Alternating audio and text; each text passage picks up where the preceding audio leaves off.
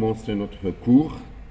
Donc, le cours qui sera consacré bien sûr à la deuxième partie de l'écologie pour vous, pour la section S5, et qui sera dans la continuité de ce que vous avez traité en première partie concernant le côté animal. Nous, on va s'intéresser essentiellement au monde végétal. Et dans ce premier cours, on va essayer tout d'abord de faire un certain nombre de rappels qui pourraient être intéressants pour essayer de bien comprendre la suite de notre cours.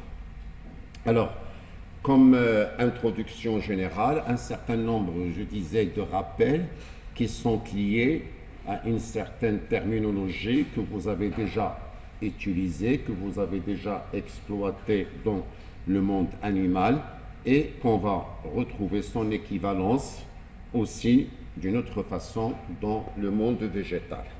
Alors, comme vous le savez, les êtres vivants, et en particulier les espèces végétales et animales, se groupent suivant leurs affinités écologiques avec une organisation qui va donner un ensemble de structures qu'on appelle tout simplement des biocénoses, que vous connaissez déjà et que vous avez déjà vu en S3. Dans une biocénose, si vous voulez, les végétaux, et quand on parle, nous, de végétaux, on s'intéresse essentiellement aux végétaux vasculaires, c'est-à-dire aux plantes supérieures. On va traiter essentiellement, et notre cours mettra l'accent essentiellement sur ces plantes vasculaires supérieures, et donc qui vont s'organiser en fonction bien sûr du milieu et en fonction des facteurs de ce milieu qui va constituer ce qu'on appelle un biotope. Et l'ensemble composé d'une biocénose et de biotope, ça constitue un élément important à reconnaître, à savoir un écosystème. Et nous, on va s'intéresser principalement à des écosystèmes, bien sûr, liés à l'organisation de la végétation. Alors, quand on s'intéresse à ces écosystèmes et quand on s'intéresse à leur organisation, et quand on veut étudier un milieu, il faut choisir la façon d'étudier et de décrire un milieu. Et dans le monde végétal, les premières études et les premières notions, si vous voulez, par lesquelles on s'est basé pour étudier un milieu, c'était d'abord la physionomie de ce milieu. Et quand je dis la physionomie, c'est-à-dire en sous-entend la forme des éléments qui vont constituer ce milieu. Et quand on parle de ces éléments qui vont constituer le milieu, on va s'intéresser à décrire quelle est cette physionomie, comment elle s'organise et comment elle est. Et à l'intérieur de cette organisation, je peux prendre un exemple. J'arrive dans un milieu et je peux choisir et je peux voir quelle est la nature de la physionomie qui va constituer mon milieu. Et je peux parler soit d'une forêt, soit d'une culture, soit d'autres ensembles qui vont constituer mon milieu. Je peux prendre un exemple. J'arrive dans notre amphi et je peux bien voir quelle est la physionomie qui va donner le cachet général à mon amphi. Et quand je vois là, si vous voulez, eh bien je vois que la physionomie dominante, je dis bien que la physionomie qui va donner le cachet à mon amphi, c'est que je vois quand même des garçons et des filles, mais je vois beaucoup plus de filles que de garçons. Vous êtes d'accord? Et quand je vois encore les filles et les garçons, et quand ça m'intéresse à regarder la physionomie des filles, je vois quand même que la plupart des filles, ils se présentent avec une tête couverte. Il y a quelque chose sur la tête. Il y a une couverture. Et à l'intérieur de cette couverture, si vous voyez, je peux même voir qu'il y a une couleur. Et que la couleur n'est pas la même. Et que peut-être il y a même une couleur qui est beaucoup plus importante que d'autres. Donc, c'est pour vous dire tout simplement que le premier aspect par lequel je peux déjà étudier un milieu, et ça c'est par rapport bien sûr aux méthodes, donc c'est déjà la physionomie. Et quand les études seront poussées, et qui seront bien sûr différentes, ces études d'une région à une autre, je peux préciser et mieux compléter cette étude, au lieu que ça reste à l'intérieur de la physionomie. Donc je peux faire une description beaucoup plus fine, beaucoup plus précise, et qui va me donner encore beaucoup plus de précision sur quoi? Sur la composition et la structure biologique qui sera à l'intérieur de mon milieu. D'accord? Et cette organisation et cette composition et cette structure biologique des éléments qui vont définir cette organisation, le premier élément, je peux l'appeler une formation. C'est-à-dire la formation qui va former une organisation, elle sera décrite avec beaucoup plus de précision.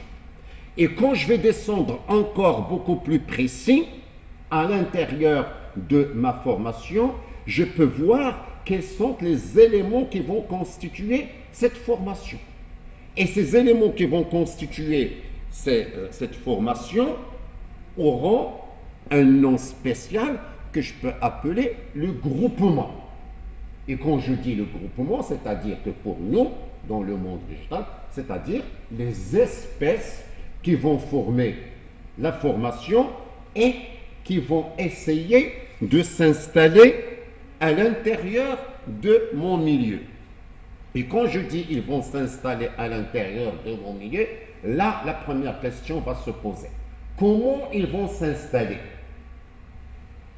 Est-ce qu'il va y avoir une règle qui doit être respectée, ou bien ces espèces vont s'installer au hasard? Or, malheureusement, dans la nature, le hasard n'existe pas, si je peux m'exprimer ainsi. Ce qui veut dire tout simplement quoi? Ce qui veut dire que mes espèces, qui vont former bien sûr mes groupements, ils vont s'installer en fonction de leur exigence. En fonction de leur exigence par rapport à quoi? Par rapport à mon milieu. Et par rapport à mon milieu, ils vont présenter des affinités qui vont faire qu'ils vont être dans une situation, dans une position, dans une région qui va répondre à quoi? À des conditions qui sont demandées par cette espèce. D'accord? Pour revenir à notre exemple de votre amphi, vous voyez bien, regardez bien, que vous êtes arrivé dans l'amphi, mais vous ne vous êtes pas installé par hasard. Et il y a des étudiants qui ont choisi d'être devant, d'autres qui ont choisi d'être au milieu, d'autres qui ont choisi d'être derrière. Et même en choisissant d'être devant, vous avez choisi d'être à côté de quelqu'un. Même si maintenant, avec la crise sanitaire, on vous a séparé, on vous a imposé une certaine position, mais malgré tout, vous voyez bien que vous êtes proches. Donc si vous êtes proches les uns des autres, ce n'est pas par hasard. Soit que parce que vous appréciez la personne, soit parce que c'est votre ami, soit parce que c'est votre binôme, soit parce que vous travaillez avec, soit il y a quelque chose qui a fait à ce que vous avez choisi d'être à côté de cette personne, à côté de ce côté-là, et non pas de l'autre côté. Donc, ça veut dire que vous avez pris une position qui a répondu à quoi? À un certain nombre de vos conditions, de vos exigences, par rapport à quoi? par rapport au cadre général dont l'on fait pour s'installer. Est-ce que c'est clair? Donc il y a ces affinités écologiques, et quand je dis ces affinités écologiques, c'est-à-dire des facteurs qui vont être à l'intérieur de ce milieu et qui vont réagir d'une façon un petit peu très particulière. La conséquence de tout ça, c'est que je vais avoir une organisation qui va répondre à un certain nombre de critères et à un certain nombre de conditions. Et on peut avoir des cas un petit peu extrêmes parfois où les conditions sont vraiment franches. Et deux cas pour bien comprendre, si vous voulez, quand on se trouve dans des milieux où la salinité est importante, c'est-à-dire des terrains qui vont présenter et qui vont avoir un certain degré de sel, et que ce sel va circuler à l'intérieur avec l'eau, etc. Et la conséquence, imaginez que votre amphi, on va le transformer en une petite région où le degré de la salinité est très important, mais il est important et différent d'une partie à une autre. Entre, par exemple, la partie droite, le milieu et la partie gauche. La conséquence, regardez bien votre amphi, la conséquence c'est que les espèces qui vont s'installer à l'intérieur de ce milieu qui va contenir un certain degré et niveau et concentration de sel important, ils doivent, la première des choses, supporter ce degré de salinité. On est d'accord? Et donc, pour supporter ce degré de salinité, ils doivent créer des conditions. Et donc, ils doivent s'adapter. S'adapter d'abord avec leur forme, avec leur taille, avec leur physionomie, mais aussi avec leur physiologie. La conséquence, c'est qu'ils ne vont pas se répartir à l'intérieur de ce milieu-là salé par hasard, en fonction de leur résistance ou pas par rapport à ce sel. Est-ce que vous êtes d'accord? La conséquence, c'est que je peux avoir, regardez bien, un groupement où la résistance est très importante au sel, un autre groupement où la résistance est faible ou moyenne, et puis un autre groupement où la concentration du sel est faible et donc où l'expression de ma végétation ne sera pas la même. La conséquence, c'est que ces espèces vont définir et vont être toujours dans le même milieu qui répond aux mêmes conditions de ce sel. Donc, je peux les retrouver dans plusieurs régions qui reflètent les mêmes conditions. Comment on peut appeler des espèces qui vivent dans des milieux salés et qui résistent au sel et qui supportent un certain degré de sel? Des espèces halophytes. Très bien. Donc voilà un exemple, si vous voulez, pour bien comprendre cette façon d'organisation, de regroupement.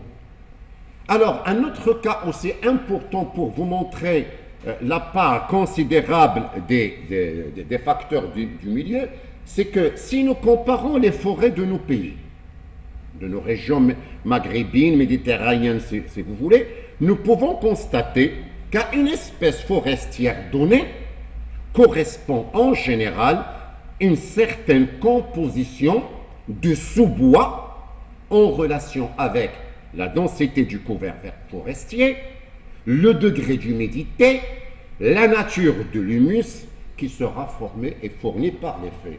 Qu'est-ce que ça veut dire ça? Ça veut dire quand je suis dans une forêt, il y a l'arbre qui va constituer le bois et il y a l'arbre qui sera sous le bois. Et donc, il y a l'arbre, il y a l'arborescent, si vous voulez, en fonction de la taille, de la hauteur, etc. Et en fonction de ces conditions, de ce milieu-là, en fonction de la nature de ma végétation, j'aurai des espèces qui seront fidèles, qui seront toujours liées à ces conditions de ce milieu et que je peux les trouver à droite et à gauche et dans des régions géographiquement tout à fait différentes. Et le cas, on peut le trouver essentiellement, si vous voulez, quand on s'intéresse à une espèce très importante au niveau des forêts marocaines et algériennes. Et cette espèce est pratiquement connue au Maroc, une espèce noble qu'on appelle le cèdre de l'Atlas. Ce cèdre de l'Atlas, qu'on trouve, si on le verra au prochain cours, ce cèdre de l'Atlas que l'on peut trouver dans la région, est-ce que vous connaissez au moins une région au Maroc où il y a le cèdre? Allez. Donc dans la région d'Ifrane, eh bien, ce cèdre de l'Atlas, on peut le trouver également au niveau de certaines montagnes en Algérie. Et ces espèces-là, le cèdre, que ce soit au Maroc ou en Algérie, il va avoir un fond commun dû à la constance et à la fréquence d'espèces. Donc il va y avoir un groupement de plantes ou un cortège qui sera lié à ce groupement.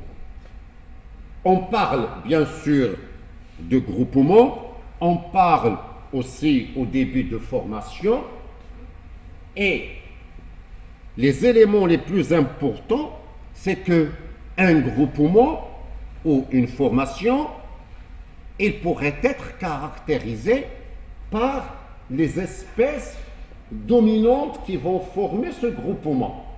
Qu'est-ce que ça veut dire dominante? C'est-à-dire celle qui va prendre le plus de place, le plus de fréquence, le plus de recouvrement, etc.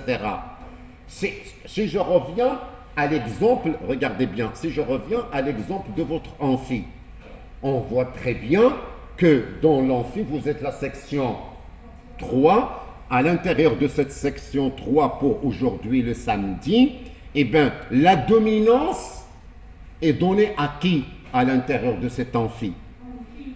La dominance, elle est donnée aux filles. Donc, je vois bien que sur l'ensemble de toutes presque les places, ils sont occupés par les filles.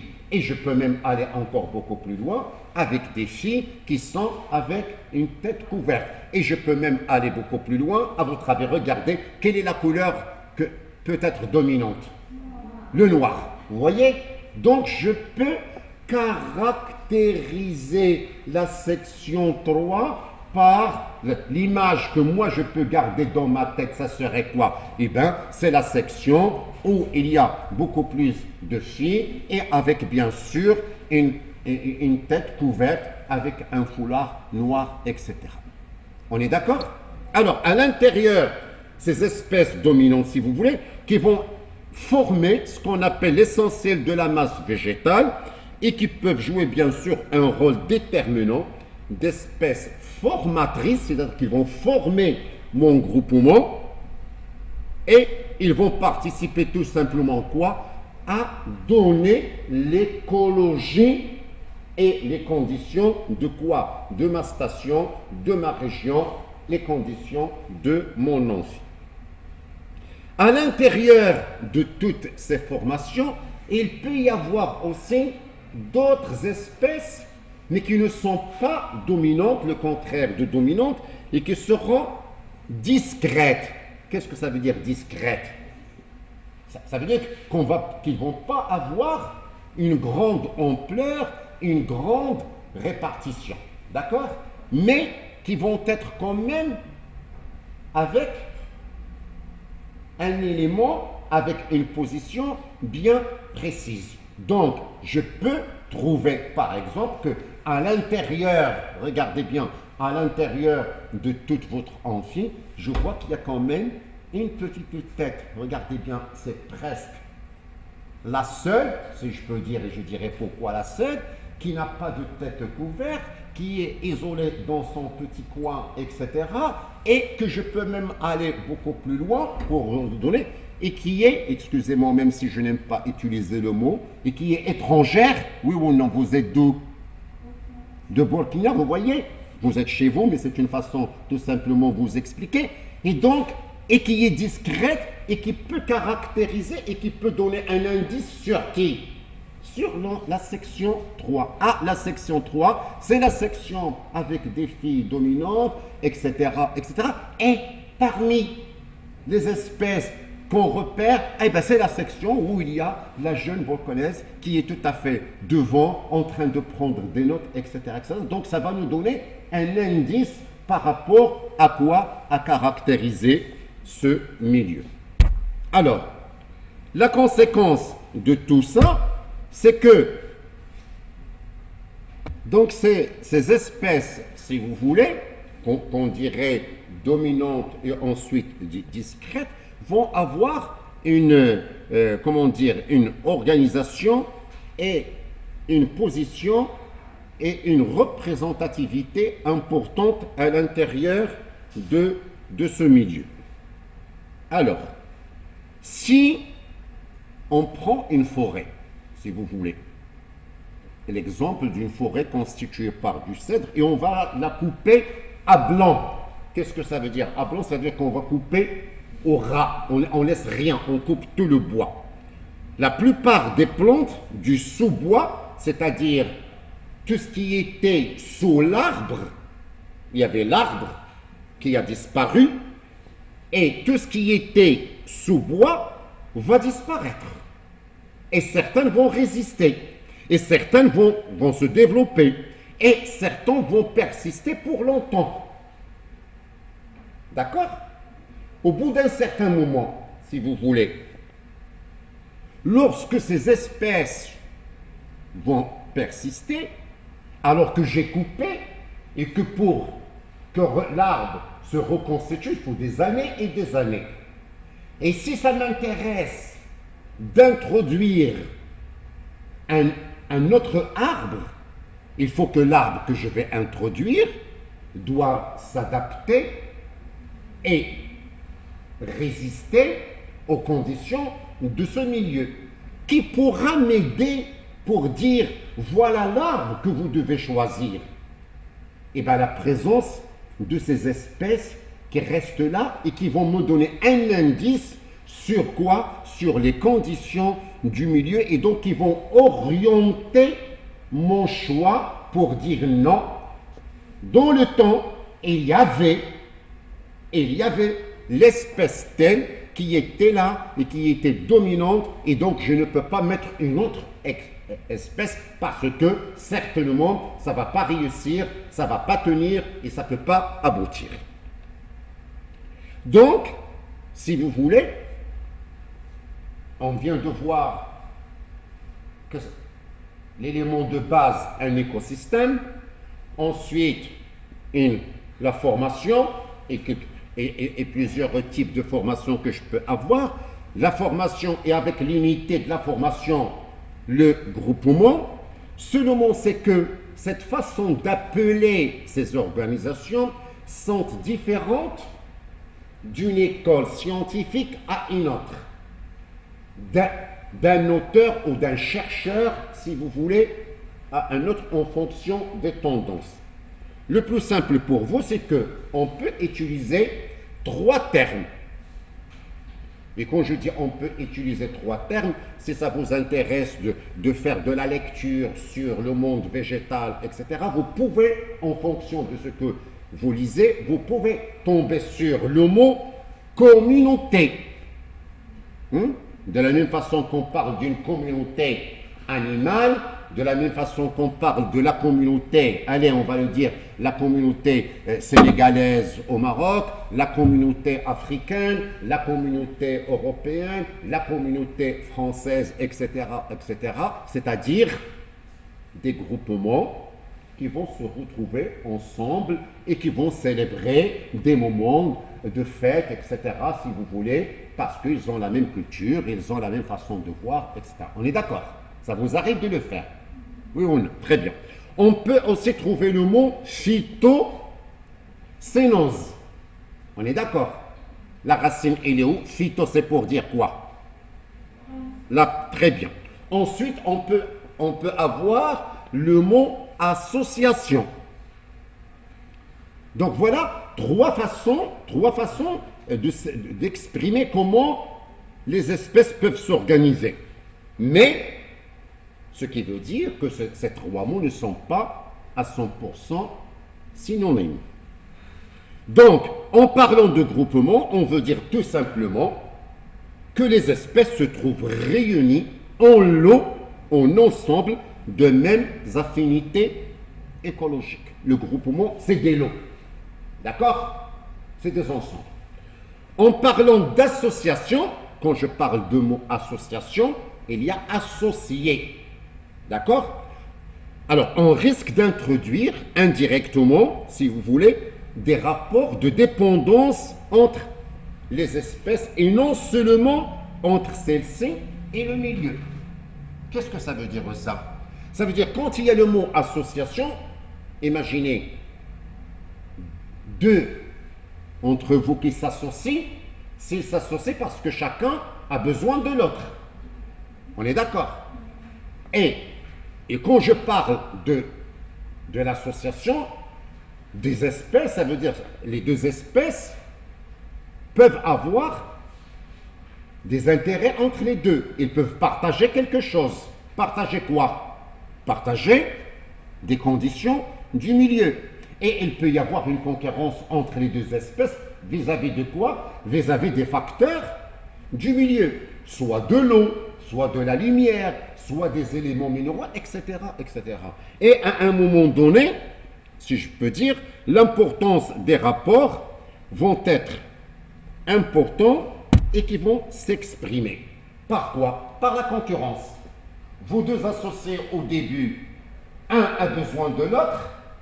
Je donne un exemple pour bien comprendre. Imaginez, vous avez deux amis, un qui a les moyens financiers et un autre qui a les idées avec un projet bien précis. Chacun va apporter une partie, mais au bout d'un moment, au bout d'un certain temps, il va y avoir la concurrence entre les deux et chacun va essayer de chercher son indépendance parce qu'il a conquéri le milieu, parce qu'il a conquéri le marché. On est d'accord? Et bien pour les espèces, ça sera la même chose.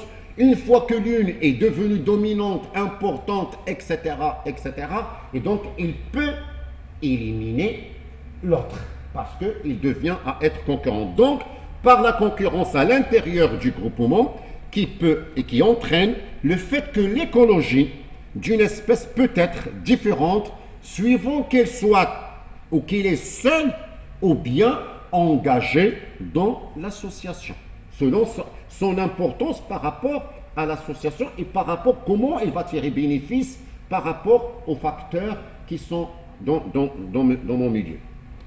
Et par l'existence aussi, à l'intérieur du groupement, d'une organisation. Quand on est dans un milieu, il y a une organisation. Quelle organisation? C'est que les espèces, comme on me l'a bien dit, ne s'organisent pas au hasard. Organisation qui sera liée d'abord à la stratification des parties aériennes. Qu'est-ce que ça veut dire stratification? C'est-à-dire qu'il va y avoir des strates, donc il va y avoir des niveaux, et des niveaux dont la hauteur ne sera pas la même. Et comme la hauteur ne sera pas la même, donc il va y avoir des conditions qui seront tout à fait différentes vis-à-vis de quoi? Vis-à-vis de la recherche des facteurs de ces milieux. Donc, en fonction de leurs racines dans les différents niveaux du sol, vous savez très bien que toutes les plantes n'ont pas la même façon d'avoir leur prolongement à l'intérieur du sol et à l'intérieur de ce sol et les racines pour chercher quoi? Pour se fixer d'une part et pour chercher tous les éléments nutritifs pour l'absorption, etc. Ensuite, par rapport à la périodicité annuelle, qu'est-ce que ça veut dire la périodicité annuelle? Ça veut dire quand vous êtes dans un milieu, il y a le mot période, ça veut dire, et le mot annuel, ça veut dire quand on est dans un milieu, on n'a pas les mêmes plantes qui vont pousser en même temps. On est d'accord? Il y a des plantes qui vont pousser pendant, par exemple, l'automne, d'autres pendant le printemps, d'autres qui vont tenir le coup pendant l'hiver, etc., etc.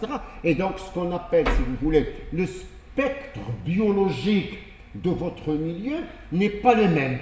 Et il n'est pas le même pour la simple raison parce que vos espèces vont avoir chacune une façon de réagir et de s'exprimer, et je dis bien et de s'exprimer en fonction de quoi? De ses exigences, mais en fonction aussi des conditions qui vont régner à l'intérieur de mon milieu. Est-ce que c'est clair? Et heureusement que ce spectre biologique va nous donner différents types, bien sûr, de plantes avec des organisations tout à fait différentes. Quand on revient, si vous voulez, à un milieu, et après cette petite introduction, ce que nous intéresse, nous, c'est quoi? C'est d'avoir une idée sur la façon dont ces espèces vont s'organiser. Et ça nous intéresse aussi de savoir, pour vous, quelles sont les différentes méthodes utilisées quand on s'intéresse à l'étude de la végétation. Et quand je dis les différentes méthodes, ça se entend indirectement. Qu'est-ce qui m'intéresse à étudier? Quel est l'objectif de mon étude?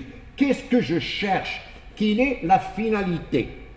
Si ça m'intéresse uniquement que de savoir la forme des espèces qui vont former mon milieu et de mesurer cette forme, d'avoir une idée sur cette forme et de décrire sa diversité, donc je vais utiliser une méthode purement physionomique.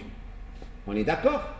Si le contraire, l'objectif de mon étude, je m'intéresse à quoi? À avoir une idée sur la dynamique de mon milieu. Qu'est-ce que ça veut dire le mot dynamique? Oui, le mouvement, très bien. C'est-à-dire comment évolue la végétation dans mon milieu. Comment est cette végétation? Est-ce qu'elle évolue? Est-ce qu'elle a une croissance importante? Ou bien est-ce que c'est une végétation, si vous voulez, le contraire d'évoluer, ça sera une régression et il va peut-être se dégrader et il va disparaître et peut-être je vais chercher pourquoi il va disparaître. Donc, qui dit dynamique, dit mouvement comme vous le dites. Donc, je vais avoir une idée aussi sur son activité et sur sa réponse vis-à-vis des conditions de ce milieu. Comment ma végétation va réagir, écoutez-le bien, comment ma végétation va réagir en fonction de quoi? En fonction des conditions du milieu. Et quand je dis en fonction des conditions du milieu, le mot condition, je le mets au pluriel. Et qui peut contenir plusieurs choses. D'accord. Alors, comment je vais faire pour savoir est-ce que dans mon milieu, ma végétation a une dynamique ou pas? Et bien, pour le voir, je suis obligé de faire une étude. Et pour étudier, et quand je dis étudier, ça veut dire étudier pour comparer. Et quand je compare, je dois avoir des références. Des repères entre quoi et quoi? Entre un état qui ne subit pas un certain nombre d'actions et un autre état où lequel je peux voir les influences du facteur du milieu. On est d'accord là? Donc, on peut le faire dans la nature en faisant quoi tout simplement? Eh bien, je peux arriver dans une montagne ou dans une forêt assez grande si vous voulez et je peux fermer une partie de cette forêt. Qu'est-ce que je veux dire par le mot fermer? C'est pas pour mettre une porte ou quelque chose. Je peux mettre une clôture. Je peux mettre des cloisons. Je peux mettre quelque chose pour interdire quoi? Pour interdire l'accès à cette partie qui m'intéresse pour voir comment il va évoluer. Donc, je vais faire cette clôture et je ne vais pas laisser passer qui en grande partie? Je la mets interdit à qui?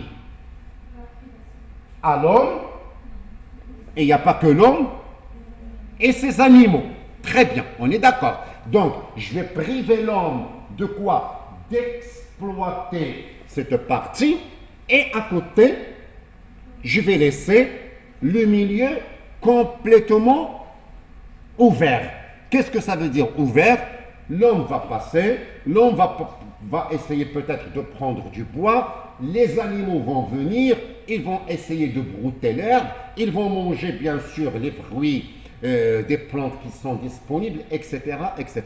Et dans ce cas-là, j'aurai à droite, si vous voulez, une partie qui est clôturée, une partie qui est protégée, une partie qui est presque isolée et qui va subir tout simplement quoi? Les conditions normales de mon milieu. Quelles conditions normales? Les conditions de la quantité de pluie qui va tomber dans mon milieu, les conditions normales de la température, les conditions à ce qu'il n'y aura rien qui sera dégradé. Donc ma végétation va faire quoi?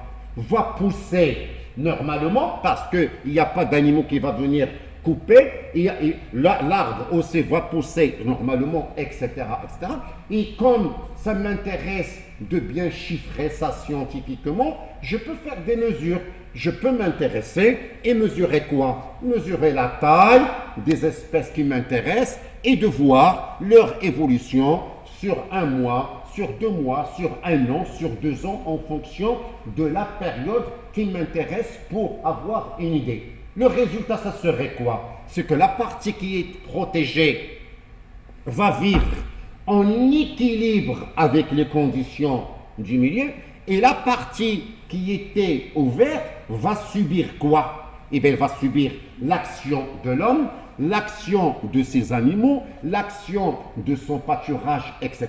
Et en conséquence, je vais observer quelle est déjà l'espèce ou le végétal qui était le plus cherché par l'homme, le plus cherché par les animaux, etc., etc. Et j'aurai une idée sur quoi? Sur la dynamique de mon milieu. Est-ce que mon milieu a une croissance importante, une vitesse importante, etc., etc. Et je peux comparer d'une région à une autre si vous voulez. Donc voilà un exemple comment je peux appliquer cette méthode dynamique qui me donnera une idée sur l'évolution de la végétation de mon milieu. Une autre méthode aussi, c'est la méthode purement floristique. Et quand je dis de la floristique, on fait appel à quoi? Aux espèces végétales. Donc ça m'intéresse cette fois-ci que de définir les listes des espèces. Et je vais dire, sans chercher le pourquoi, d'accord? C'est-à-dire, je vais voir, tiens, la liste, l'espèce telle, etc., etc., il est avec celle-là, l'autre, ils vont former une liste là, les autres, ils vont former d'autres listes, etc., et ça va constituer une autre méthode qu'on appelle la méthode phytosociologique, parce que ces espèces-là, ils vont se retrouver ensemble. D'accord? La phytoplante, sociologie. Sinon, je vais m'intéresser à une méthode qui sera la méthode écologique. Qu'est-ce que ça veut dire la méthode écologique? C'est-à-dire que je vais venir et je vais m'intéresser à comprendre les conditions de mon milieu. Les conditions de mon milieu. Et je vais m'intéresser, si vous voulez, pourquoi votre camarade là-bas a choisi, et on peut même lui poser la question, pourquoi votre camarade, il a choisi principalement de se mettre devant et de l'autre côté et non pas là. Est-ce que vous pouvez nous dire pourquoi? Allez-y, pourquoi? C'est votre numéro de table. Très bien, parce que vous voyez, pour elle, elle est disciplinée, c'est son numéro de table et elle s'est installée sans aucun problème. Donc ça veut dire que pour elle, les conditions qui sont là-bas lui permettent d'être devant le tableau, d'avoir le champ de vision tranquille, de bien écouter et de bien suivre et d'aller même encore beaucoup plus et de prendre le maximum de notes. Ça veut dire quoi? Ça veut dire qu'elle est dans des conditions de son équilibre. On est d'accord?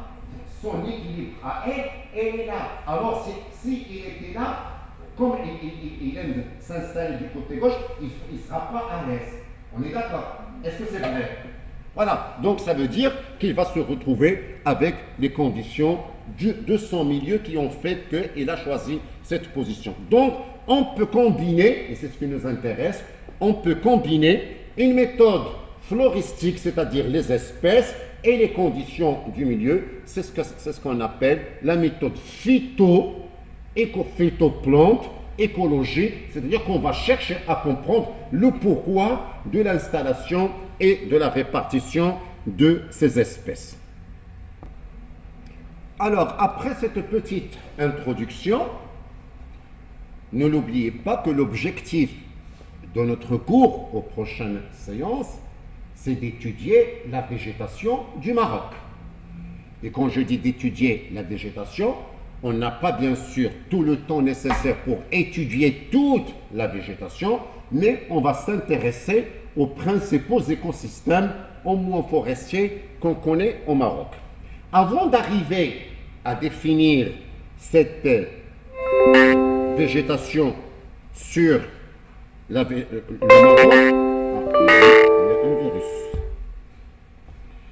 Donc je disais, avant d'arriver à étudier cette végétation, on va essayer de définir rapidement et pour rappel un certain nombre de caractères propres aux écosystèmes forestiers méditerranéens.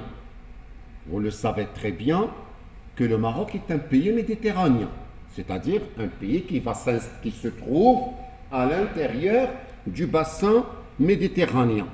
Si on s'intéresse à cette végétation et qu'on va s'intéresser à cette végétation après, avant tout, il faut déjà définir quels sont les éléments qui vont donner naissance à cette végétation méditerranéenne. Et l'un des premiers facteurs les plus importants, c'est d'abord le climat. Donc ça veut dire que le climat général, le climat dominant qu'on trouve à l'intérieur de la région méditerranéenne, c'est déjà un climat méditerranéen. Donc on doit savoir comment on définit déjà un climat méditerranéen. Quelles sont les caractéristiques de ce climat méditerranéen? Et on le verra tout à l'heure si vous voulez, bien que, je dis bien que vous aurez un TP à partir de la semaine prochaine dans lequel on va traiter essentiellement les différentes méthodes et les différentes études utilisées pour définir les différents types de climat. Et on mettra l'accent, bien sûr, sur le climat méditerranéen. Alors, on peut, si vous voulez, donner les grandes lignes, au moins les premières, par rapport à ce climat, qui se résume avec la moyenne annuelle de température de l'ordre de 15 à 20 degrés, des hivers généralement doux, avec un gel exceptionnel, et une période de sécheresse estivale qui sera bien marquée. Je reviendrai tout à l'heure, si vous voulez, pour définir en grande partie ces éléments. Nous avons aussi quelques définitions à mieux préciser pour bien comprendre la suite de notre cours. Quelles sont les grandes caractéristiques, si vous voulez, d'un climat méditerranéen? On vous dit là, des hivers doux, on va dire des précipitations qui sont étalées sur toute l'année, mais surtout une période de sécheresse estivale et qui est marquée pendant l'été. Si je m'intéresse, écoutez bien là, si je m'intéresse à savoir comment se fait par exemple la répartition des précipitations dans une région méditerranéenne. Vous savez très bien que sur l'année, on a 4 saisons. On est d'accord?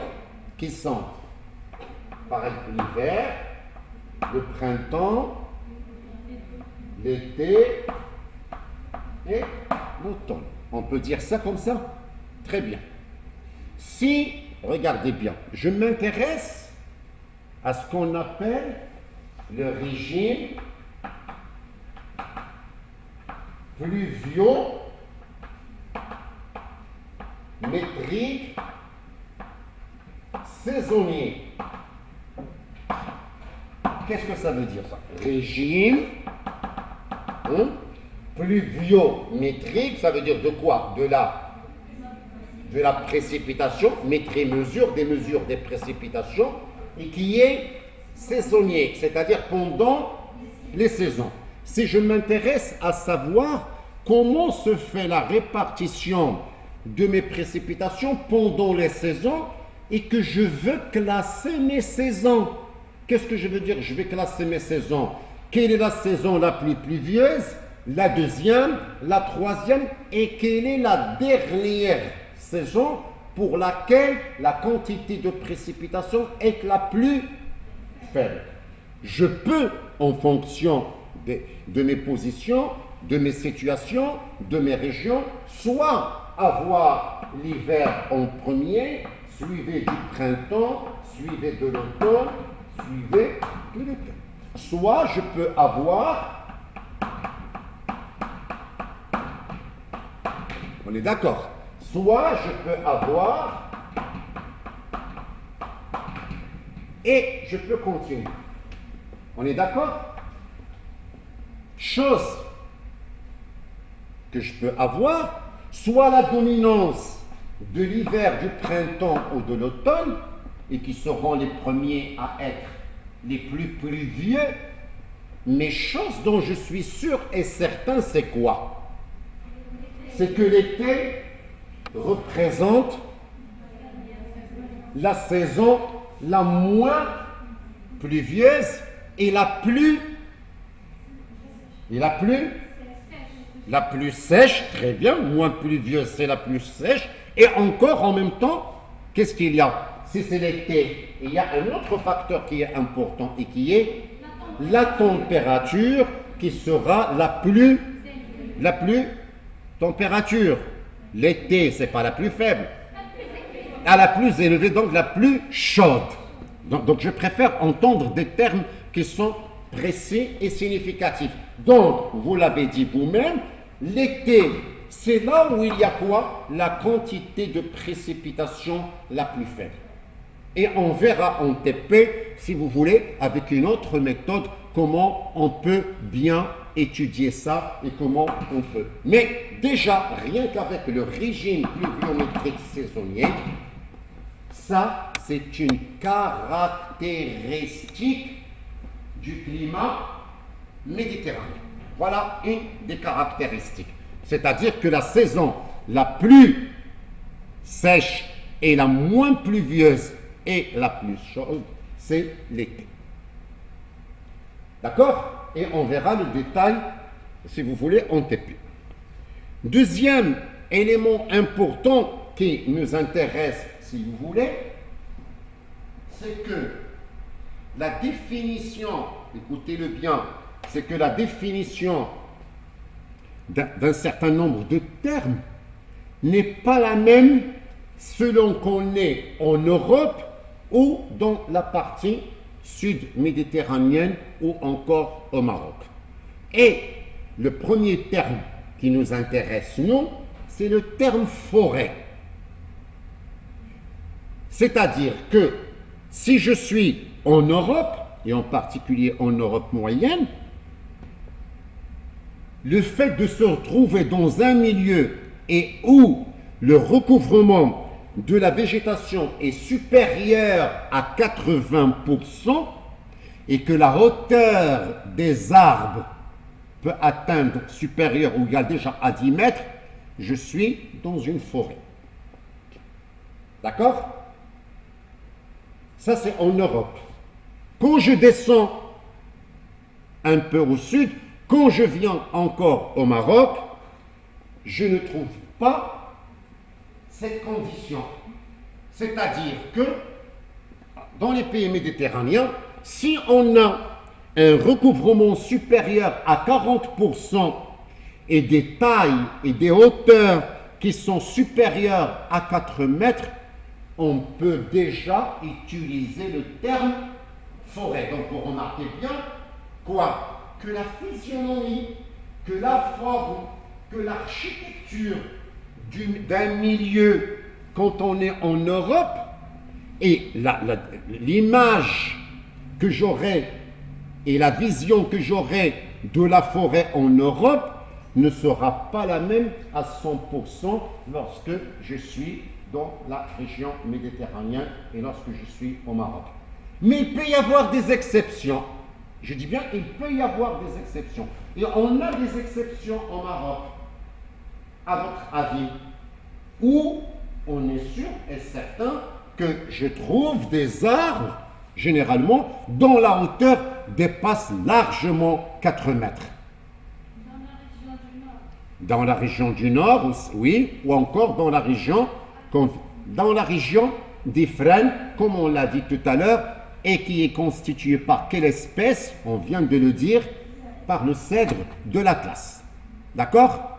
Alors, donc voilà déjà deux éléments importants, si vous voulez, pour bien comprendre cette définition.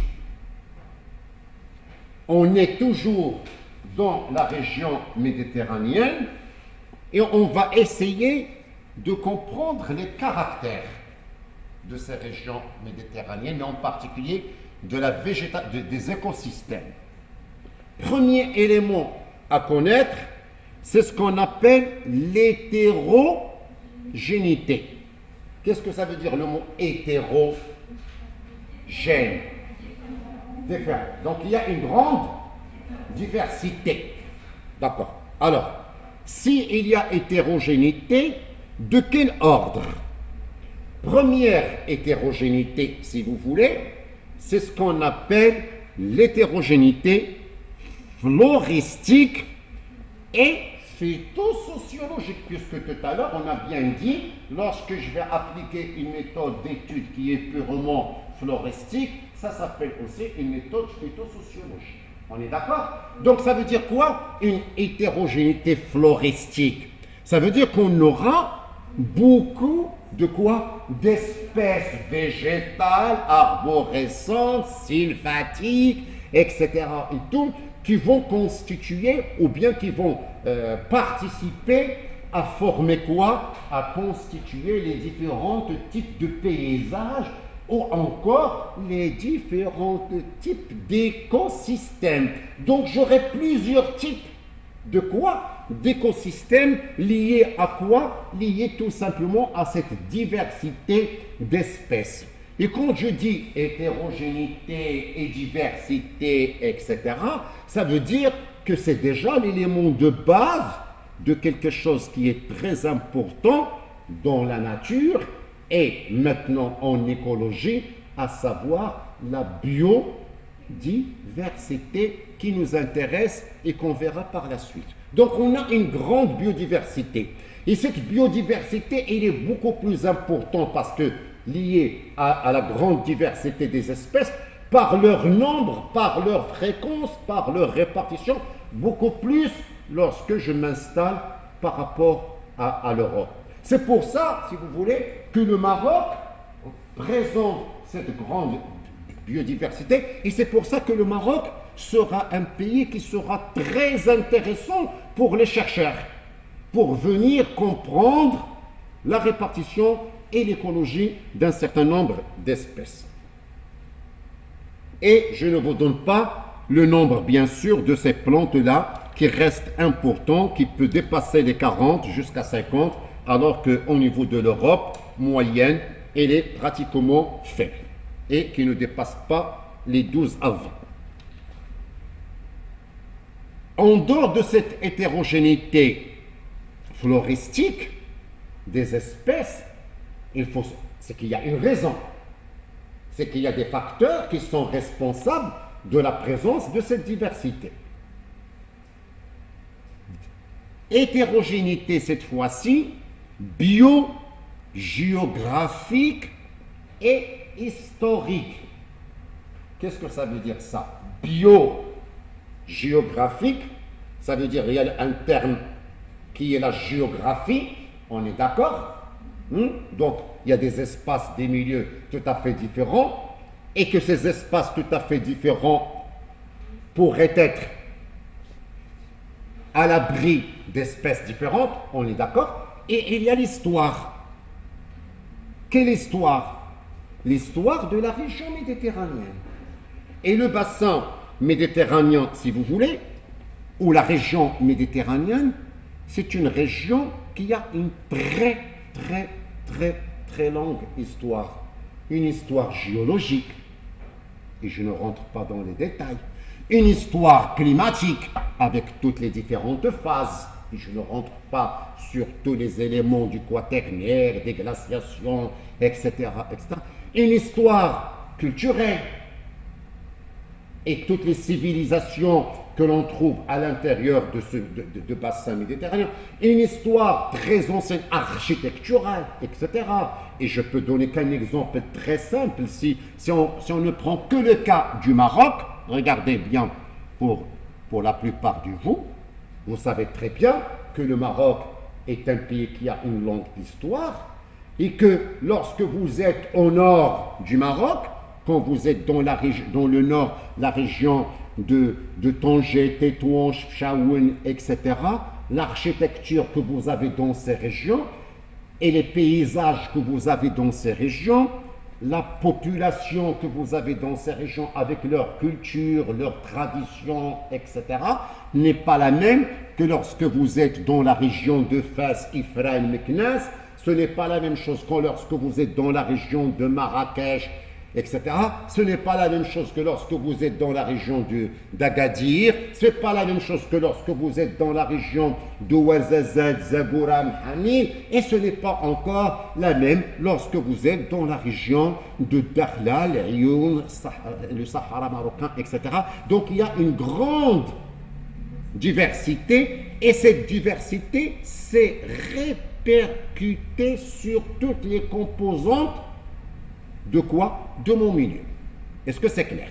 Et tout ce que je vous dis là, on peut pousser encore plus, et bien on peut anticiper la végétation que j'ai au nord du Maroc n'est pas la même au milieu, n'est pas la même au centre, n'est pas la même au sud.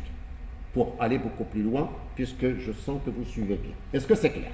Donc, à l'intérieur de ce bassin, j'ai donné l'exemple simple du Maroc, et bien à l'intérieur de cet exemple simple, on est quand même frappé par cette diversité. On est quand même frappé par les couleurs des terrains, la géologie que vous avez au nord, les couleurs du sol, etc. et tout, et les formes. Et ces formes-là, quand je dis les formes, sont le résultat de l'action du climat sur une grande période. Et parmi ces actions-là, il y a bien sûr le climat, il y a l'effet de l'érosion, et quand il y a l'érosion, ça veut dire qu'il va y avoir à donner un cachet et une expression définitive à quoi? À toutes les organisations structurales, géologiques et tout ce que vous voulez à l'intérieur, et qui va donner naissance quoi? C'est que dans tout ce monde-là, j'ai des îles,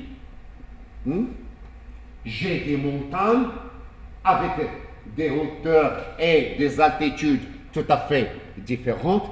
J'ai même des zones isolées, le Sahara, etc. et tout. Ça veut dire tout simplement que ces différents milieux, allez, je vais utiliser peut-être un terme que vous connaissez très bien en écologie animale, ces différentes niches, ces différents milieux, ces différentes zones, ces différents habitats, d'accord, pour essayer. Tout ça va donner naissance à quoi? Eh bien, il va abriter un certain nombre d'espèces dont vous avez dit qu'il y a une diversité, et que parfois, comme certains milieux sont isolés, etc., protégés et tout, peut-être que ça va donner naissance à des espèces typiques, propres à ce milieu-là, et que je ne vais pas trouver ailleurs. Comment je peux les appeler? Très bien, des espèces endémiques, c'est-à-dire des espèces qui vont caractériser ce milieu-là avec des conditions bien propres. Eh bien, c'est le cas qu'on trouvera bien sûr par la suite par rapport à un certain nombre d'espèces. Donc tout ça pour vous dire, cette grande hétérogénéité biogéographique et a donné un cachet, vous savez qu'est-ce que c'est qu'un cachet? A donné une façon d'organisation des milieux et des différentes parties de milieux qui peuvent être typiques, caractéristiques et déterminantes et différentes d'une région à une autre, et c'est ça qui va donner une grande hétérogénéité. Autre hétérogénéité très importante, c'est l'hétérogénéité climatique et bioclimatique. Alors, qu'est-ce que ça veut dire ça? Ça veut dire que là, on va se retrouver dans une grande diversité de quoi? De climat. Et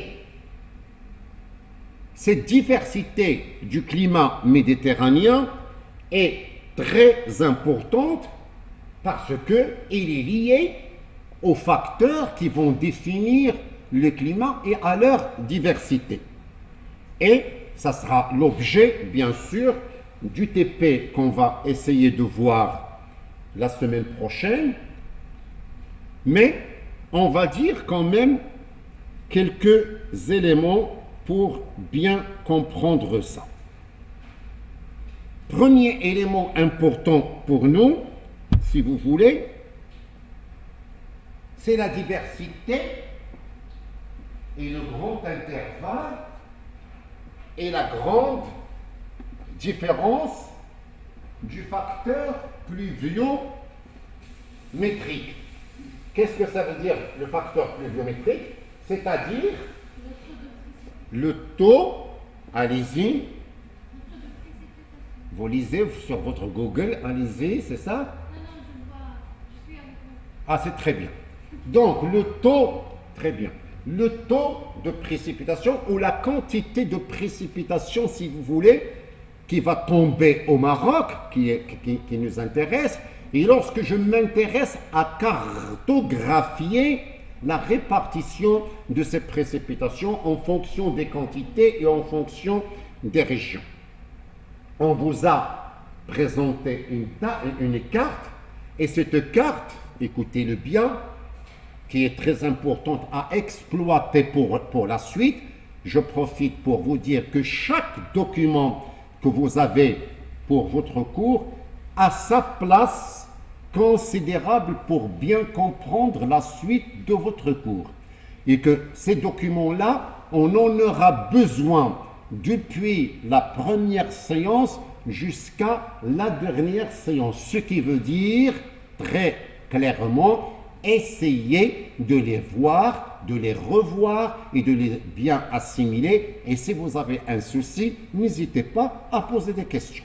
Est-ce que c'est clair? Donc, qui dit cartographie, pour simplifier, c'est-à-dire qu'on va utiliser des couleurs, on va utiliser des légendes pour avoir les mots-clés, pour bien comprendre quelle est la signification de notre facteur qu'on est en train d'étudier. Notre facteur, c'est les précipitations.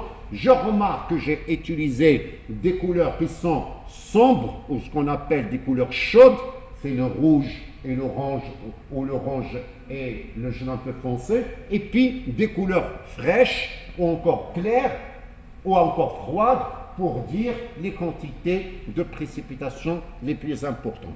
Quand je vois cette carte, première des choses qui est très importante, regardez-le bien, c'est que je n'ai pas partout la même couleur. D'accord? Je n'ai pas partout la même couleur. J'ai des parties où ce sont les couleurs chaudes, c'est-à-dire où les quantités de précipitations sont inférieures à 200 mm qui sont les plus dominantes. Ensuite, je remarque quand même que les couleurs qui donnent le plus de quantité de précipitations, ils sont quand même positionnés où? Essentiellement sur les chaînes de montagne. Vous voyez bien, au nord, regardez bien, on a la forme presque d'un croissant, on a une chaîne de montagne, comment on l'appelle celle qui est au nord?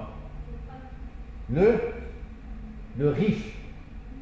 Au niveau du Rif, vous voyez bien, vous avez au nord le Rif, ensuite vous avez le Moyen Atlas, ensuite vous avez tout l'Atlas, et tout ça, ça fait un arc, on dirait un arc. De telle sorte, si vous remarquez bien, que la répartition, que le rôle de la montagne va jouer un rôle très important pour diviser le Maroc en régions ou en zones où les quantités de précipitations ne seront pas les mêmes. On est d'accord? Vous le voyez ça? Donc, vous remarquez bien que cette quantité de précipitation n'est pas la même. Alors, partons de ce facteur de précipitation, On s'est intéressé à étudier le climat méditerranéen, et pour l'étudier, il y a un chercheur qu'on appelle Amberger qui a inventé une formule. Quelle formule? C'est le Q2 qui est égal à 1000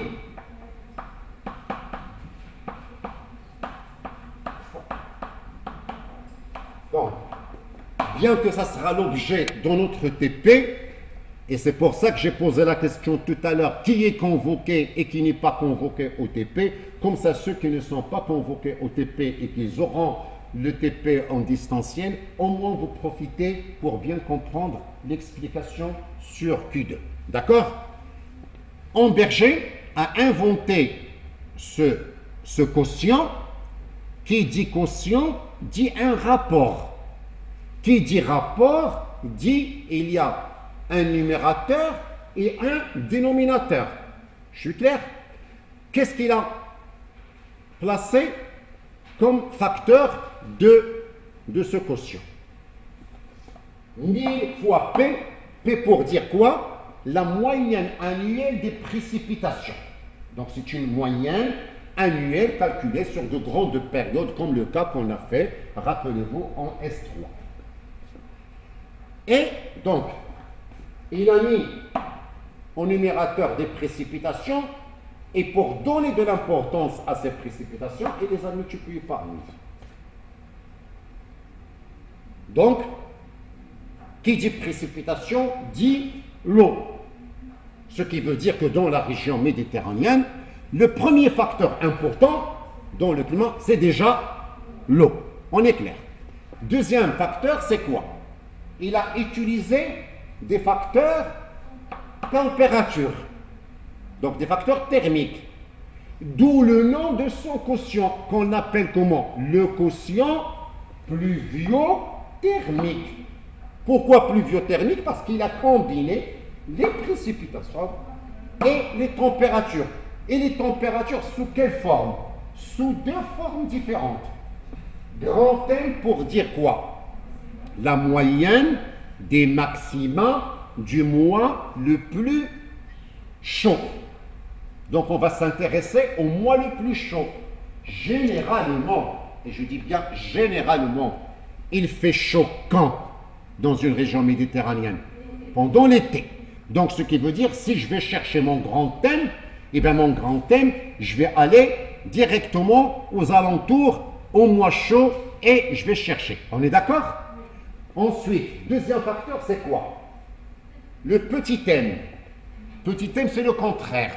Donc ça sera la moyenne des minima du mois le plus froid. Généralement, vous avez froid quand? L'hiver. Est-ce que c'est clair? Donc, pendant l'hiver, je vais aller au mois de l'hiver, je vais aller à la saison d'hiver et je vais repérer et je vais chercher mon petit thème. Et ensuite, il les a combinés. Grand thème plus petit thème sur 2, c'est l'équivalent de quoi? D'une température moyenne. Et grand thème moins petit thème, c'est-à-dire, c'est la différence entre quoi et quoi? Entre la valeur maximale et la valeur minimale. Comme c'est la différence, je l'appelle écart thermique ou encore amplitude thermique. OK? Ou amplitude thermique. Et cette amplitude thermique au Maroc, si vous voulez, il varie. Il va dans le même sens que la continentalité. Grand M moins petit m, je peux l'exprimer comme un facteur qui peut m'exprimer, me signifier, me donner une idée sur quoi? Sur la continentalité. Qu'est-ce que ça veut dire la continentalité? Quelle est la racine du mot continentalité? Continent. Donc ça veut dire, la continentalité, c'est le fait que je vais faire quoi? Le fait, regardez bien, le fait que je vais rentrer à l'intérieur du pays. Ça veut dire quoi? Quand je passe de l'ouest à l'est, je rentre dans la continentalité. Quand je passe du nord au sud, je rentre dans la continentalité. Est-ce que c'est clair? Et quand je vais passer derrière l'Atlas, je suis à l'intérieur du continent. Et si je suis sur le bord de l'océan Atlantique, je suis sur le littoral. Est-ce que c'est clair? Ok? Si je suis à Essaouira, si je suis à Agadir, si je suis à El Jadida, si je suis à Rabat, je suis sur le littoral. Et petit à petit, je vais rentrer à l'intérieur du continent. Est-ce que c'est clair? Bien. Donc, une fois que je trouve mes précipitations, qui sera le total de toute ma quantité de précipitations sur l'année, je multiplie par 100, par 1000, pardon, je repère mon grand M, mon petit m, et pour le calcul, je vais appliquer tout ça avec le recul. C'est-à-dire que je vais ajouter 273 et je vais faire le calcul. Et donc, en fonction, regardez bien là, à votre avis, de quoi va dépendre principalement le Q2? Quel est le facteur déterminant? Quand est-ce que Q2 sera fort? Quand est-ce que Q2 sera élevé? Exact, très bien. Si les précipitations sont importantes, mon Q2 il sera important. On est d'accord? Si les précipitations sont faibles, mon Q2 il sera faible. On est d'accord? Donc Q2, écoutez-le bien, lorsque les précipitations sont importantes, ça veut dire que de l'eau se trouve en abondance dans mon milieu, donc je peux considérer que ma zone ou que ma station est une station humide.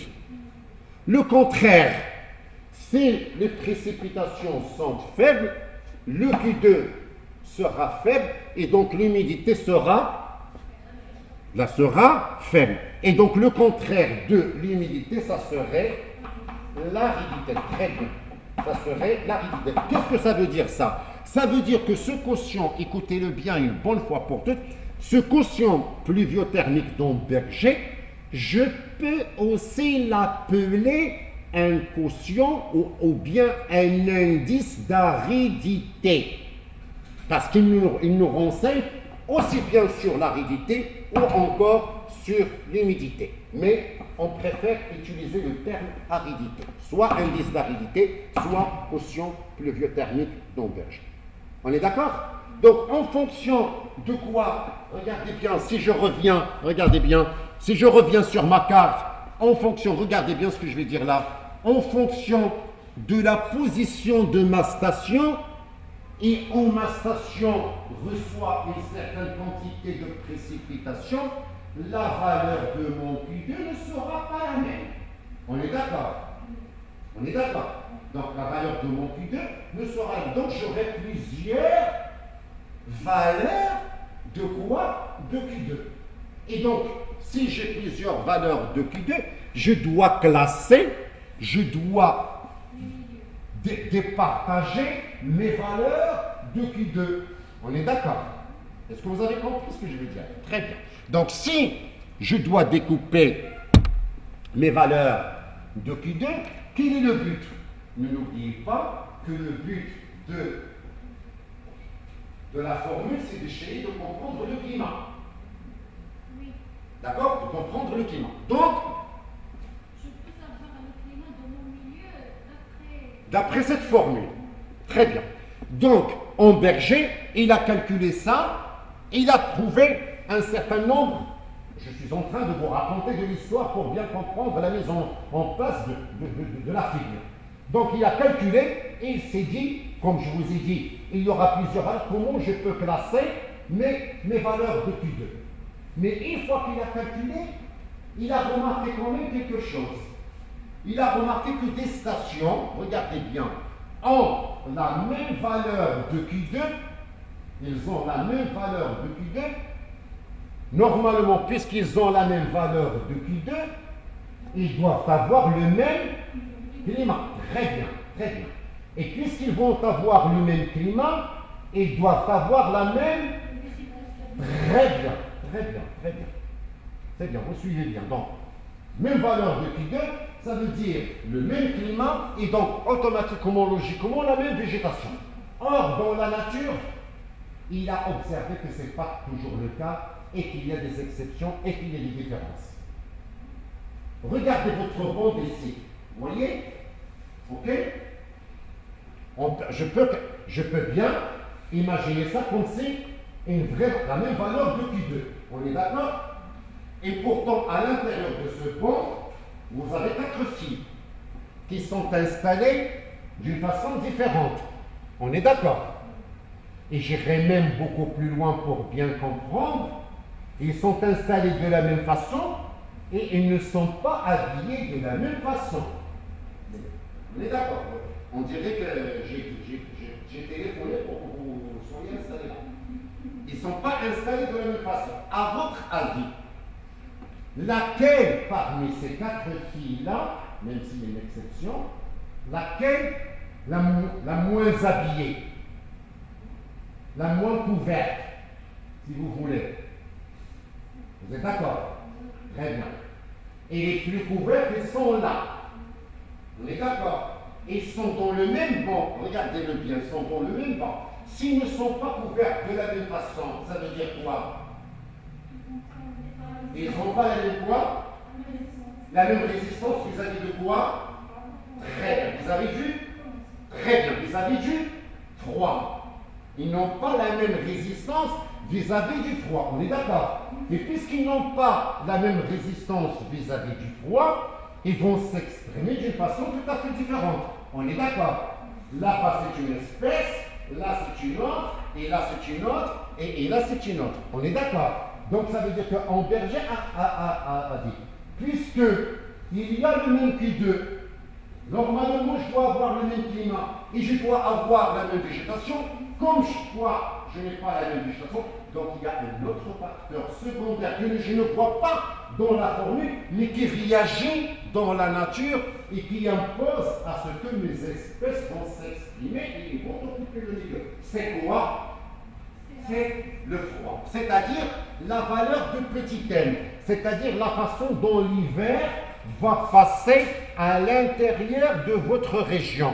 Et c'est ainsi, écoutez-le bien, et c'est ainsi qu'il a choisi ce diagramme, cette représentation, en utilisant 2 axes. L'axe des abscisses pour dire quoi? Le froid, le petit m, et l'axe des Y dans lequel on a trouvé quoi? La valeur de Q2 qu'on vient de calculer. Est-ce que c'est clair? Et comme le froid, j'attends une réponse, est un facteur limitant, donc il va limiter quoi? Le développement de la végétation et en particulier pendant l'hiver. Donc il va rentrer d'une façon importante sur sa répartition.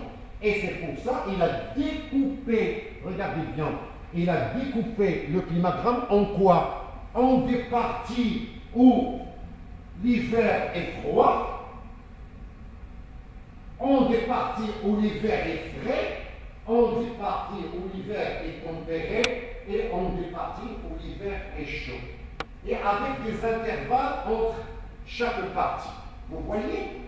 Est-ce que c'est clair? Vraiment, c'est bien précis. Et il a appelé ça quoi? La nature de l'hiver ou le sous-étage, c'est-à-dire voilà mon hiver. Ça veut dire quoi maintenant? Ça veut dire après, il doit regrouper les autres stations et les mettre ensemble. Et au lieu de les prendre sur la valeur de Q2, il a utilisé quelque chose, écoutez bien, qui est le résultat de Q2 et qui est la végétation qui va refléter les conditions du climat. Et il a regroupé ensemble toutes les espèces qui vont avoir quoi? Ce qu'on avait déjà dit au début, le mot affinité écologique. Et puisqu'ils vont avoir la même affinité écologique, ils vont vivre ensemble et donc ils vont définir ce qu'on appelle un étage vivre bioclimatique. Est-ce que c'est clair? Et c'est quoi ces étages bioclimatiques? C'est le saharien, c'est l'aride, c'est le semi-aride, c'est le subhumide, etc. Est-ce que vous suivez? Ça veut dire quoi? Ça veut dire, écoutez, que je passe du saharien à l'aride. Quel est le facteur qui va changer quand je passe du saharien à l'aride? Le Q2. Le Q2, qu'est-ce qu'il va faire, Q2? Il va augmenter. Qui va faire augmenter le Q2? Les précipitations. Très bien. Lorsque les précipitations vont changer, je passe d'une végétation qui est moins exigeante, qui n'a pas besoin de beaucoup d'eau, vers une végétation qui lui fait beaucoup d'eau. Donc ça va se refléter sur son organisation, ça va se refléter sur son architecture, ça va se refléter sur sa composition, sur ses espèces dominantes, sur l'arbre dominant, sur son écosystème et sur la nature de cet écosystème. Je suis clair? D'accord? Donc je passerai de quoi? D'une végétation. Donc ça veut dire que chaque étage va être caractérisé par un certain nombre d'espèces. On verra ça après. Et donc, je passe du saharien, aride, semi-aride, subhumide, jusqu'à l'humide et jusqu'à même l'étage de montagne, là où il fait froid. Chaque fois que quoi? Chaque fois que la valeur de Q2 va augmenter. À la fin, chaque station, je peux la repérer par rapport à quoi, à votre avis? D'abord, avant, chaque station, je peux la repérer par rapport à quoi? Quels sont mes indices? La valeur de mon Q2, vous voyez, ici, la valeur de mon Q2 et la valeur de mon petit m. La valeur de... Et je ferai la projection. Et l'intersection va me donner le point précis de ma station. Est-ce que c'est clair? Vous comprenez ce que je veux dire? C'est-à-dire, la valeur de mon Q2, j'aurai une horizontale. La valeur de mon petit m, j'aurai une verticale. Et le point d'intersection me donnera quoi? Mon étage bioclimatique. Est-ce que je suis dans le subhumide? Est-ce que je suis dans l'aride? Est-ce que je suis dans l'humide? Et avec le type de l'hiver. Et mon hiver, ça sera, est-ce qu'il sera froid? Est-ce qu'il sera tempéré? Est-ce qu'il sera chaud? Etc. etc. Et c'est ces éléments-là qu'on va essayer de voir en TP. Et comme ça, vous aurez une idée comment je peux calculer. Vous allez faire des petits calculs et comment vous placez vos stations et comment comprendre le pourquoi de ma station qui se trouve telle ou telle, dans quelles conditions et dans quelle position, puisque on vient de le dire tout à l'heure, rappelez-vous, eh bien, les situations ne sont pas les mêmes, les positions ne sont pas les mêmes, l'origine n'est pas la même, la quantité de précipitation n'est pas la même, la conséquence, ça va se traduire sur le Q2, la conséquence, ça va se traduire après sur quoi? Sur la végétation qui va composer mon milieu. Merci Abinti. Alors, on continue toujours à l'intérieur de ces éléments-là, puisque on a vu cette hétérogénéité. Voilà pourquoi je parlais de cette hétérogénéité climatique dans la région méditerranéenne, dans laquelle, retenez-le bien, seul dans la région méditerranéenne, et encore seul au Maroc, où on a la chance d'avoir quoi? Ces grandes différences d'étages entre le saharien, l'aride, semi-aride, subhumide, humide et de la haute montagne. Ça veut dire cette grande biodiversité. Et bien si on a une grande biodiversité floristique, écosystémique, etc., ben, il est lié déjà à cet éventail de quantité de précipitations et de leurs différences entre le nord et le sud, entre l'est et l'ouest du Maroc. Et vous verrez ça sur votre TP.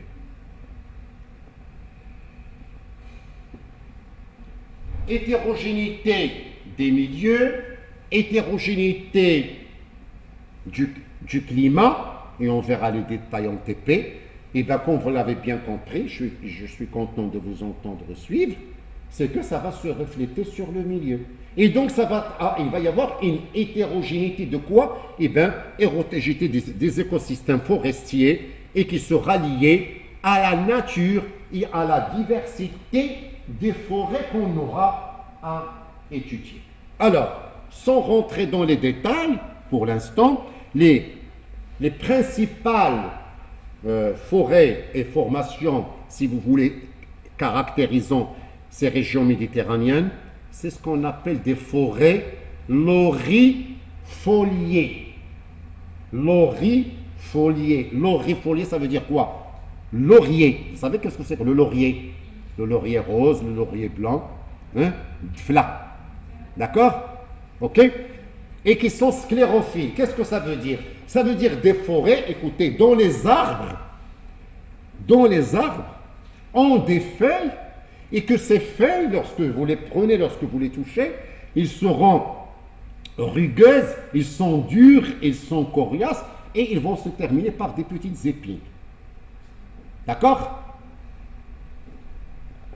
Quels sont les exemples types de ces espèces? On va trouver, si vous voulez, l'oléastre, l'arganier, le pistachier, les chênes, différents types de chênes, soit le chêne vert, soit le chêne liège, si vous voulez. On va trouver encore, et on verra ça la suite, des forêts de conifères. Vous remarquez bien, chaque fois que je prononce un mot, je le découpe exprès. D'accord? Donc des forêts de conifères. Qu'est-ce que ça veut dire conifères? C'est-à-dire des arbres dont le fruit est un cône. Donc vous l'avez vu en TP. Alors, ces forêts de conifères, il y en a plusieurs, mais qui sont au moins réparties en fonction de leur niveau altitudinal, c'est-à-dire en fonction des niveaux qu'ils vont prendre dans une région. Et qui dit niveau altitudinal, c'est-à-dire des niveaux qui vont répondre à des conditions du milieu. Donc, ils n'ont pas les mêmes exigences. Donc, ils n'ont pas la même écologie. Quels sont ces conifères? Eh bien, il y en a plein. Des conifères de basse altitude, c'est-à-dire l'exemple des pins, l'exemple du thuya, si vous voulez, des conifères de moyennes altitudes, d'autres pins d'altitude, des conifères d'altitude, le sapin, si vous voulez, et des conifères de hautes altitudes, tels que le genévrier turifère. Toutes ces espèces, on va les voir prochainement. Donc, le plus important, retenez quand même qu'il y a une deuxième catégorie de conifères, plutôt de forêts, et qui sont producteurs d'un cône et qui sont principalement des gymnospermes, si on peut dire. Troisième type de forêt, c'est ce qu'on appelle des forêts caducifoliées. Tout à fait le contraire des premières qui sont sclérophiles, dont les feuilles sont persistantes et qui vont rester tout le temps. Là, on peut trouver des forêts avec des arbres qui ont des feuilles caduques. Caduques, ça veut dire quoi? Ça veut dire qu'ils vont tomber. Des feuilles caduques vont tomber. Ils vont tomber quand? Ils vont tomber pendant la mauvaise saison. Donc l'arbre va changer de feuillage, il va changer de couleur, etc. pour réagir à quoi? Pour réagir aux conditions du milieu. Et là, c'est des cas qu'on trouvera dans des parties bien précises au Maroc et dans des localités bien précises et pas n'importe où.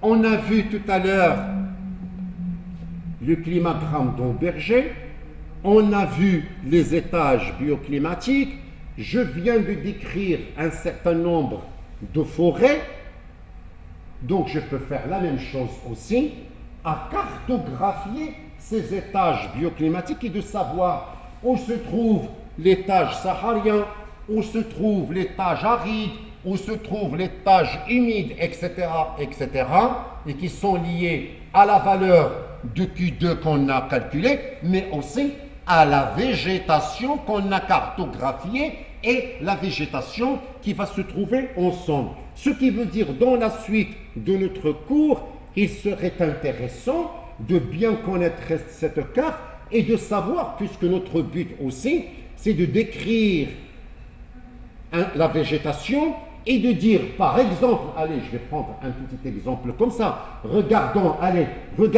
la région de Rabat, vous voyez Rabat sur votre carte, vous la voyez?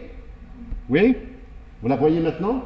Vous voyez Rabat? Vous voyez la région de Rabat, et dans la région de Rabat, si vous voulez, il y a quand même la couleur qui est verte, la couleur verte pour dire pour vous quoi? Le bioclimat subhumide. Et dans la région de Rabat, il y a une végétation spéciale qu'on trouve aux alentours de Rabat. C'est quoi? Il y a une forêt que vous connaissez à Rabat, la forêt de Marmoura. Donc ça serait bien pour vous, une fois qu'on aura à décrire chaque formation, de la situer géographiquement et de mettre la superposition pour comprendre, ah tiens, la région de Rabat, elle est cartographiée dans le vert, il est dans le subhumide, et etc., etc.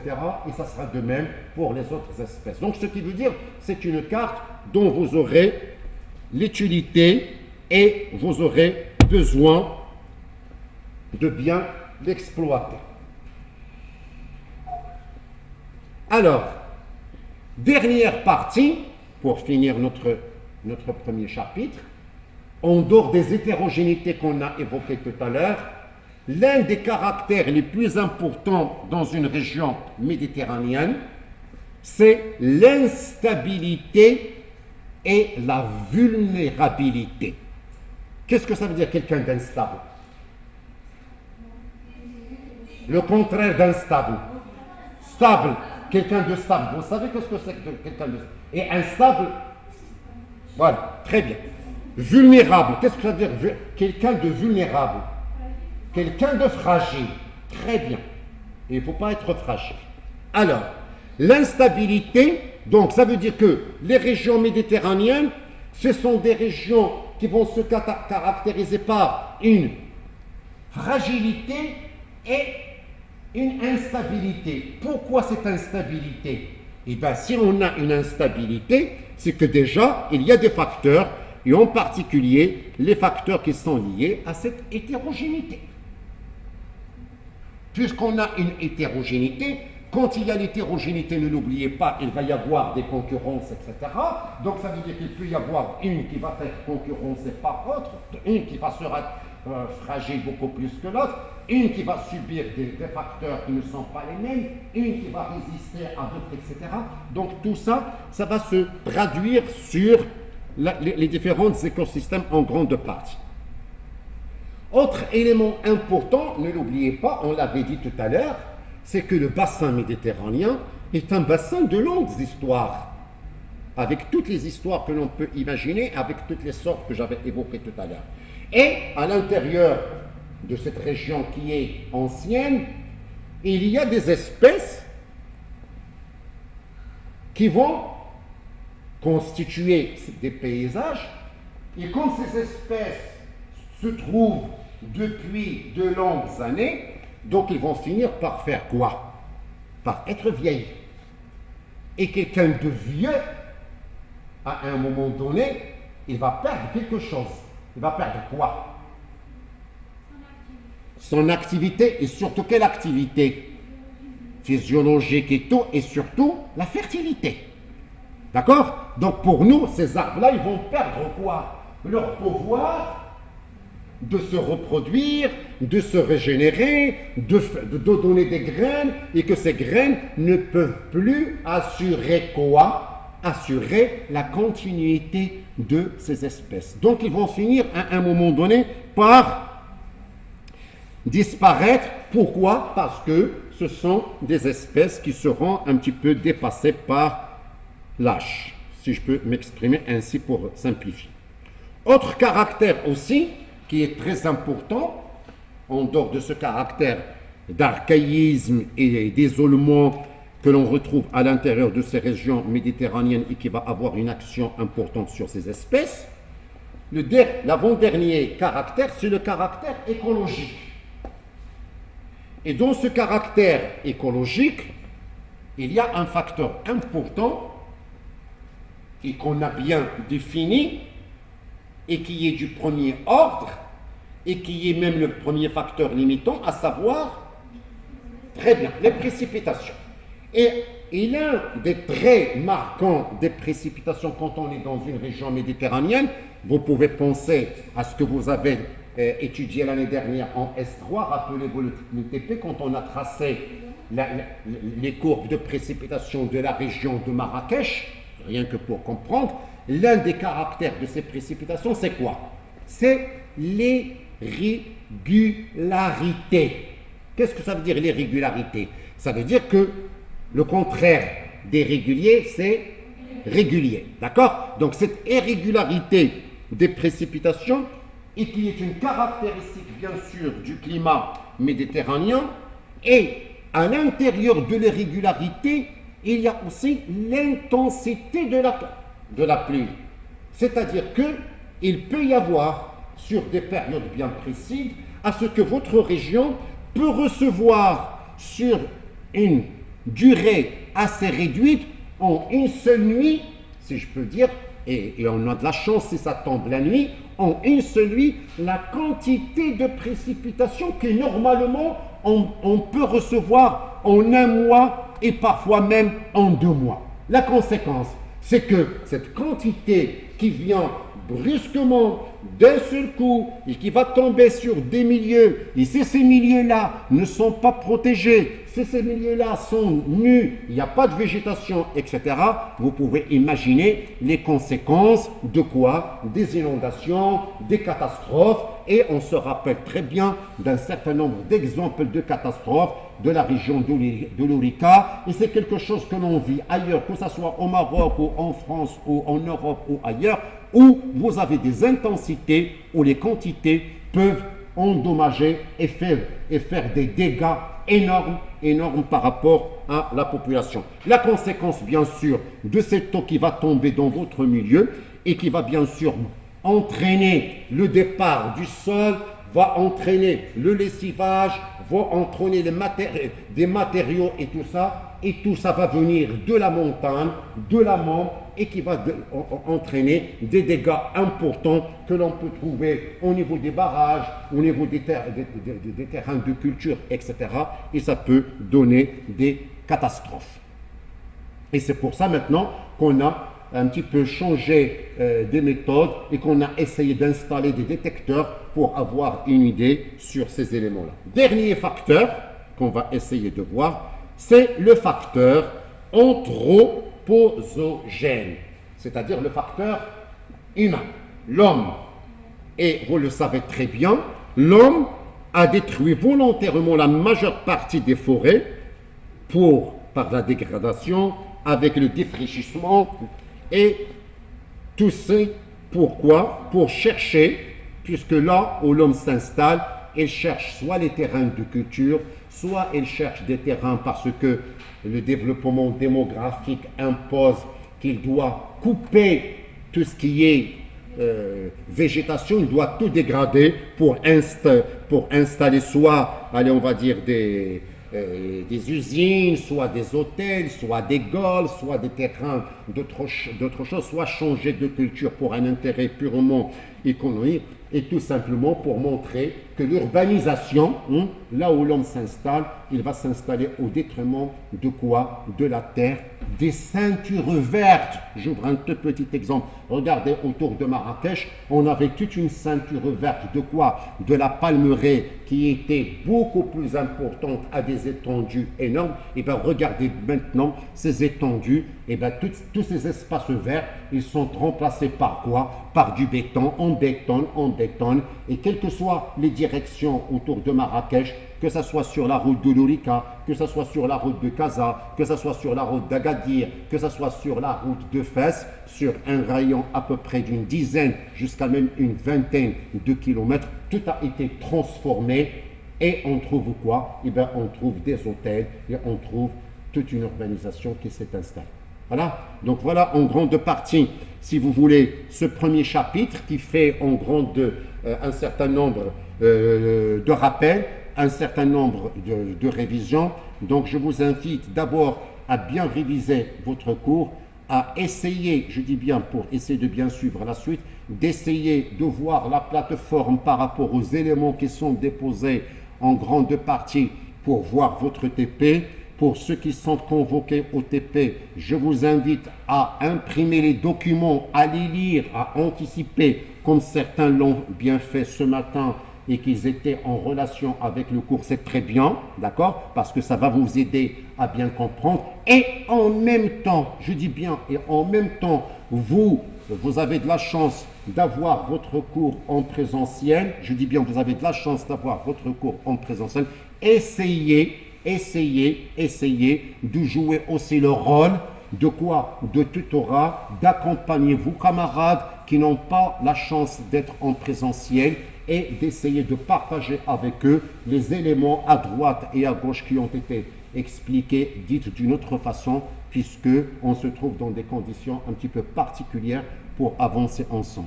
Et si vous avez des problèmes, n'hésitez pas à le dire, n'hésitez pas à le mentionner à la prochaine séance, n'hésitez pas à le mentionner, bien sûr, à votre séance de TP. Voilà, allez, merci et à la prochaine.